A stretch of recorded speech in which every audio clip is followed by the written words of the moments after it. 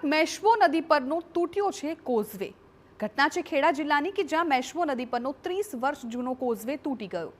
સબાદર અને સાદરા ગામને જોડતો કોઝવે સંપૂર્ણપણે તૂટી પડ્યો। કોઝવેના સ્થાને માત્ર કાટમાળ દેખાઈ રહ્યા છે। સ્થાનિકોનો દાવો છે કે એક તરફ વરસાદી પાણી અને બીજી તરફ ભારે વાહનની અવરજવરને કારણે કોઝવેનું નુકસાન થયું છે।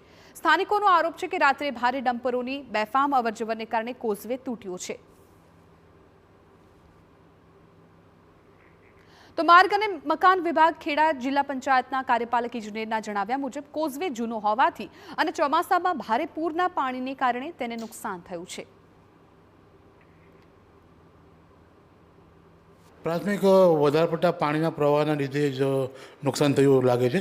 એના જે એપ્રોચ છે એનો એક સાઈડના એપ્રોચમાં જેનો જે ટોપ સ્લેબ છે એમાં થોડું ધોવાણ થયું છે અને જે રીફિલિંગ કર્યું હશે મટીરિયલ એ થોડું ધોવાણ થયું છે।